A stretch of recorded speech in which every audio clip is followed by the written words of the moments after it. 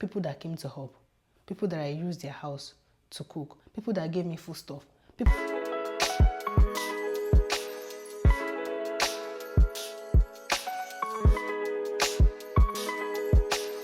Hello guys, Flaky here again, and you are welcome back to the channel.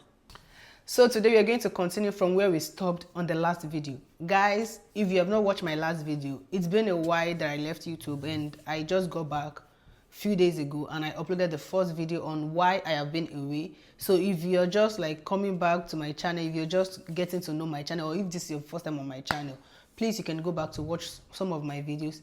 Most importantly, the last video that I uploaded on why I have been away. And if you're an OG and you've been like, why is Flaky missing and everything, and you've not seen the last video, please go and watch the video. It will give you an insight as to why I have been away for such a long while, and it will also like prepare you for what we're going to talk about today. The first video was about why I was away, and today is how we're able to get back on our foot. My first point today, because yes, there's going to be another part on how we're able to navigate this, the phase, not this phase, the last phase. So it will be on community. Trust me, before now on my IG, I uploaded a short clip on how life has been here and the power of community abroad. I know you guys have so many experiences, or you've had people share their experiences on Africans abroad or even Nigerians abroad, how they treat each other and everything. But like I said in my last video, I have a different story. Africans abroad, trust me, they are the best. And I would always say, I will always tell people that do not let the experience of others dictate your own experience. Don't let people tell you about other people and you carry that thing in your mind that you now started acting towards those set of people. So you now expect another attitude from them. It's like when somebody tell you that Mr. Hay is bad. You have it in your mind that Mr. Hay is bad. And when you're meeting Mr. Hay, because of what you have in mind, you're already also like behaving as if that person has done something bad to you. So when they now see your own body movement or even your tone or everything, because of what you have in mind, they might also react in a way that you don't like. Then it now seems as if what people actually said about that particular Mr. A is right, which in most cases is not the case. It's just because of what you yourself have in mind, the way you react, and the person also just reacted to you in response to how you reacted. So you feel like the person is bad. So it's the same way with the stories that we hear about Nigerians abroad or Africans abroad, how they treat each other, and the fact that people say there is no community, or people tend to like isolate themselves, especially for newcomers. When people come here, they feel like there is no community to help. There should be a community of Nigerians that would help when you just get in, and trust me, we had that help when we got in. I and my husband came in first, and when we got in, we had that help, even though we didn't know anybody. Trust me, we haven't joined any group. And I'm going to tell you a short story about that a bit later in this video. So that is to tell you that community abroad, honestly, is real. Is real, and how we're able to navigate that phase was through community. And the first community I will tell you about is immediate family members, like people that we are here together. If I was here alone, or if I had been a single person, maybe it wouldn't have been so easy, because you know you have so many thoughts and there is nobody to share it with. Even when you share what is happening abroad with those back home, they might not really understand because they are not going through that same phase with you. It's like telling people that I can feel your pain. Honestly, we can't feel anybody's pain because you're not the one in that pain. Or except you've gone through that same phase before, then you can say, I can relate to how you're feeling. But at that moment, you can't feel that person's pain. So it's like, it's just like that. So I would say the first community was my immediate family member, my husband and my kids, not even my parents or my siblings, because we can only tell them the story of how it's happening. They are not here to witness it with us. They are not here to experience, so they don't really know how I feel. They can only imagine how it is, but they are not feeling what we are feeling. So the first community that helped me and that helped us as a whole was ourselves. You know, when you're passing through some stress and you have somebody to share it with, like, your heart will be light afterward. So my husband and my kids, because we are in it together. So, you know, even though it was stressful, we still find time to eat out, because trust me, we don't even have a pot. In that phase, I said earlier that we got some money from Red Cross agency in support that they used to support us for meal. We didn't spend everything, like we don't spend anyhow. So the first community was my family. The second community was friends. When you get abroad, you don't want to make enemies. Don't put what people have said about Nigerians abroad or Africans abroad. Don't put it on your head when you're coming and start acting that same way. Because when you have a bad, when you already have an impression that people abroad are bad or Africans abroad are bad or Nigerians abroad are bad, you tend to also behave like I don't care. And when you act I don't care to people, they also give you the same attitude. It's like what you give is what you take. What you sow is what you reap. So when you act in such a way that I don't care, or because you've heard some bad news or some evil report about people abroad or Africans abroad or Nigerians abroad, and you start acting like, I don't want to mingle, I don't want to mix with anybody, they would also stay away from you, because here everybody would be on their own. Honestly, this country is a country that everybody is almost on their own. But if you want community, there are genuine people abroad, there are genuine Nigerians abroad that actually care. They might not be able to go to extreme length, but the people actually care here. And how we were able to do that, aside from my immediate family members, was friends that we made here. Trust me. These people, we didn't know each other from Adam. We got here, we met in school, we met in the neighborhood, we live in the same neighborhood. You are Yoruba, I'm Yoruba. You are Nigerian, I'm Nigerian. It doesn't matter if you are the Yoruba or they are Hausa or they are Igbo. But once we know that this person is Nigerian, just like I am, we created some relationship. Some we met in the school, and one of the guys we met in the school was the first person that was able to help. The second day we got to the hotel, trust me, I don't like to eat out. And I also, eating out is not my thing because I don't even know how the food is prepared. I am a picky eater. Secondly, I prefer to save money on almost everything. So eating out to me doesn't make economic sense, except for pleasure and when you are tired. But you know, eating out morning, afternoon, evening. So we couldn't continue. The first day we moved out, we were able to like buy breakfast. We had breakfast in the hotel. We bought some stuffs. Then the second day I couldn't take it any longer. So I just called a friend. Guy, you know what happened to our apartment and everything. Currently we're in the hotel and I would want to come to your place to make some food. Trust me, that was it. There's no way I'm going to cook in the hotel. It's not possible. But imagine that we've not created a friendship or a relationship with anybody. There won't be anywhere for me to go prepare the meal.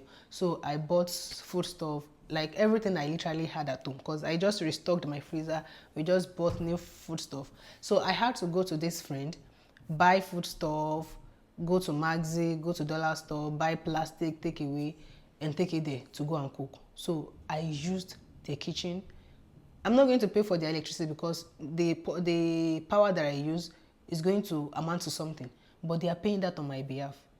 And even the access, trust me, access is not cheap. You have to build relationship to access people, no matter how little you think it is. So I was able to cook, and that was such a big relief.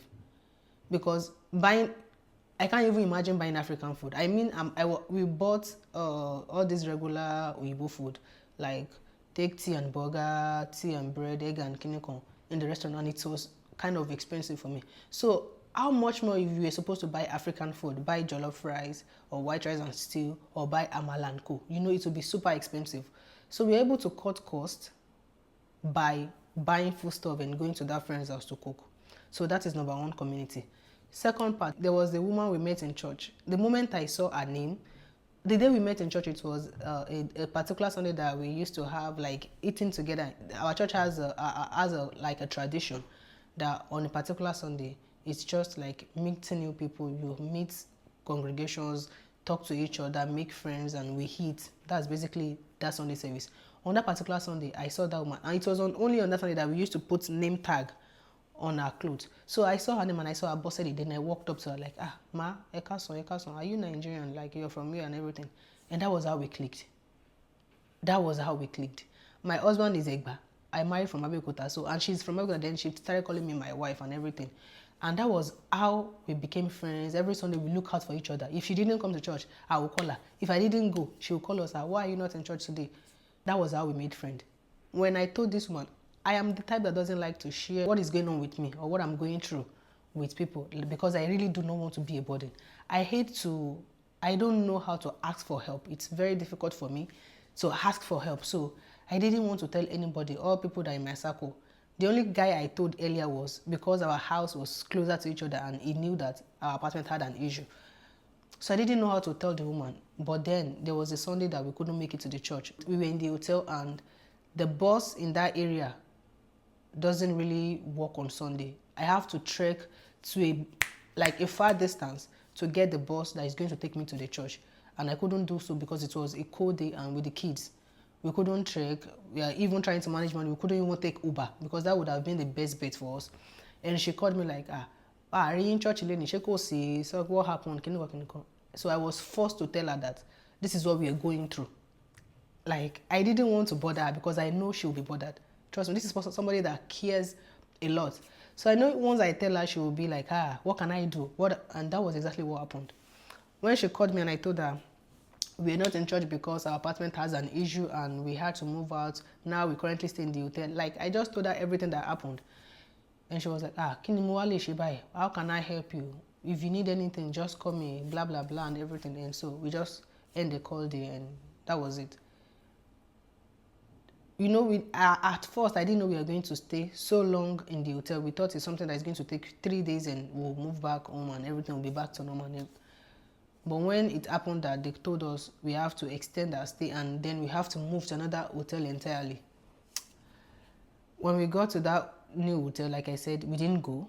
We took the address just in case we have to go. I actually later went with my kids to just go spend weekend. My husband didn't follow us. We just went there. We didn't pack any clothes. We just went there to spend weekend. Like, it shouldn't be that they paid for the hotel and we just let it to waste. So I and my kids went there. So when we were asked to go to the new hotel and we couldn't go, we stayed with a friend, like I said in the other video. And we started searching for a house. Immediately we got an apartment in a hurry. Like, we were able to move to that apartment within 2-3 days. The landlord gave us the key and everything. The assumed landlord. That is another story for another day.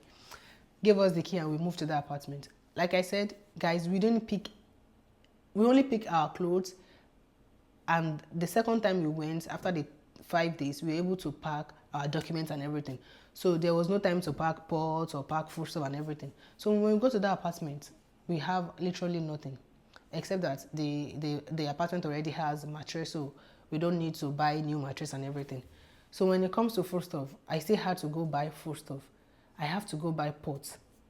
And I bought a new set of pots. Like, I just furnished my kitchen a few months before that incident. I bought just one pot. I bought some stuff to cover the kids. I wish I bought something that would make us a bit comfortable. And at that point, we already exhausted all the money that we have. That we have in the sense that the money that the Red Cross people loaded on the card, we exhausted it. And at that point, I was like, if you continue like this, I don't know when this guy is going to open the apartment for us to pack our food stuff. We have a lot of food stuff. We just stocked up. So then I just called the woman that, okay, blah, blah, blah, this is what happened. Now we got another apartment. Before we get that apartment, she told us if we have no place to go, we can come over to her place. But because she lives so far, she lives in the west, and it's really, really far if you don't have a car. Even if you have a car, it's still like 25-30 minutes drive. And with public transport, it's almost 2 hours. So we couldn't go to her place. And we were like, okay. When we were out of food stuff, I called her like, you've been asking how can you help and everything. If you're coming on Sunday, whatever you can lay your hands on as food stuff, just bring for me, because I'm tired of today. The fact that we don't know when we are going to move back to the apartment. I couldn't buy anything in bulk. We were just buying garri 1 kg, beans 2 kg, rice 2 kg. You know, we are buying bit by bit because I don't want to buy so much and we end up not finishing. Then the apartment got opened, then we have to pack. So I was buying in bits, and it doesn't last. Family of 4, and I'm a family, we like food, like we don't eat out, so we eat at home. So you can imagine how much you're going to be eating. So then I called her like, if you're coming on Sunday, just pick anything you can at home. I didn't expect her to go buy anything. Like, she was asking me, what do you want? I said anything at all that we can eat, because we've been buying food stuff here and there, and it doesn't seem like it's worth it. It's like waste of money. So anything you can get at home, lay your hands on, just bring for us and bring to the church. On Sunday, when I saw this woman, she packed I have the video. I made a video because I was surprised. I was like, why did you? She went extra. She went extra. Honestly, she went to buy stuff. Even now that we are settled, some of the stuff that she still gave to me, I still have it. She bought a whole pack of Maggi, not chicken. She bought a whole bottle of dried locust bean, egusi, ẹja, ogunfe, like how do they call ogunfe? Goat meat. She bought chicken. She bought fish. She bought pepper. She bought like rodo, tomato, tatashi, and everything. She literally bought everything that you can use for rice and for swallow. And I was like, this woman went this length. Some has price tags that I started calculating. I was like, she spent so much, and she didn't just spend so much. She also brought some things that she has at home. Then she went to the market, a bit to the store, to buy some stuff again and added to it. I was like, I called and I was like, I wasn't expecting this much. I didn't expect it to go and spend money because I know we all have what we are doing. And this country, trust me, everybody has what they are doing with money. It's not as if anybody has excess to actually spare. This woman just did this out of love. How did we get here? I actually have done nothing to deserve that kind of honor from her. It's not as if I've been giving her money. It's not as if I've been helping her do anything. She did that out of love, and it was because of the relationship we've built over time. Checking on each other, even when it was not convenient. So, community. My family was the first. The guy that I went to his place to cook was the second, and this woman was the third. And that is not the end. There was also another lady from our church, Nigerian, that we also met in church. When I told her, I actually went to cook for her. I have a cooking business. I cook for people. So when I cooked for her, she asked me if I would like to go with some things. At that time, we were still in the hotel. But I didn't tell her. She didn't know anything that was going on. I said, no, I don't need it. Like, I came to cook for you. You already paid me. So why do I need to pick anything? Then when this issue got to the state that we didn't know when we were going to get access to our stuff, I told her, actually, the fish you wanted to give me the other day, I will need it. I need help. She packed croaker. I mean, croaker is not cheap, guys. She packed croaker fish and gave to me. That is another person entirely. Then there was a lot of people that do not have to give me anything. They were just calling up, checking up on me, sending us links to apartments when we had issue with the... Like I told you, I said there's another gist, right? We got an apartment too, but there was issue with the apartment. Alleged landlord. So when that one happened and we had to also move, we moved to we changed houses 3 times within a month. You know how stressful that can be. So when we had the issue with that apartment that we just moved to, there was a friend that was, when I told her what happened and that we need to actually move off that new apartment as soon as possible, she started searching YouTube, Facebook Marketplace, Kijiji. No, she started sending me links to possible, like how many rooms do you need? I will check for you. These are the kind of things. She doesn't have to give me money or she doesn't have to give me food stuff. And her place is also far from me. So what she can do to help, she sent links, she did it. This is what I'm talking about. And this was how we were able to navigate that phase, not this phase. This is how we were able to navigate that phase. People that came to help. People that I used their house to cook. People that gave me food stuff. People that were online looking for houses for us. Checking links, sending us links, doing this. People that were actually also praying for us because you don't even know. They don't have to tell you that they are praying for you. People that were praying for us, that have us in mind. That was how we were able to navigate this phase. And one thing I would like you to go home with from this story of how we navigate this phase is, don't pass aggression. Or I don't even know how to say it, but in Yoruba, ẹ má gbé kinní sọ́kàn. Tó máa sọ fún yín pé ọ̀rẹ́ ẹnìkan ò dá. Ẹ má gbé sọ́kàn pé lóòótọ́ ẹnìyẹn ò dá kí a máa fi hùwà. Don't inherit people's enemy. There are so many news. I'm not saying this to discard the experiences of others. Truly, definitely, it's not that truly. For every advantages, there's disadvantages. As there are good people, there are also bad people. People might have encountered the bad side or the bad eggs of Nigerians abroad or Africans abroad, and they might have tell you that story, maybe narrate it to you, just like I'm narrating my own part, or maybe put it online and people have seen it. And so don't bring that attitude of àwọn èèyàn tó abroad ò dá, àbáwọn Nàìjíríà tó abroad ò dá. And this is common with UK people. I'm not doing this to shame anybody or to But UK people, they have a lot of story to tell about Nigerians abroad, Nigerians in UK, how they treat them, how they relate to them. But I'm saying don't inherit people's enemy. Because they tell you that Nigerians doesn't help abroad, does not mean you should not come with the mindset that I will also do like I don't know them. I will also do like I don't care. Because then when you do like that, they also retaliate. They also act back based on what you gave out. The energy you gave out is what they're going to respond with. Then you know they want to sober, no. So it's like you're now confirming that they're actually bad. Meanwhile, they're not really bad. It's because of how you act that they reacted. So that is what I want you to take away from this video. If you didn't listen to any of my gist or any of my rant or anything, take it away that you don't have to inherit people's enemy. When they tell you that somebody is bad, experience it to yourself. Don't inherit people's, don't even pass a bad vibe because of what somebody has told you. Be neutral. Relate with people on a neutral level until they now show you that they are really bad. Then you can decide for yourself that, okay, this person is bad. Not because of what you've been told or what you heard. So that will be all for today. And there's going to be a part 3 of how we navigate this phase. This is part 2 of the whole story. The first part was what happened, why I was away. And this is how we're able to navigate that phase, which was through community. And the last part is going to be how we navigate that phase. And that's going to be the end of this of this series or episode of why I've been away. Thank you guys for watching. Thank you for listening to my TED Talk. And I will see you in my next video. Till then, I remain your girl Flaky. Bye.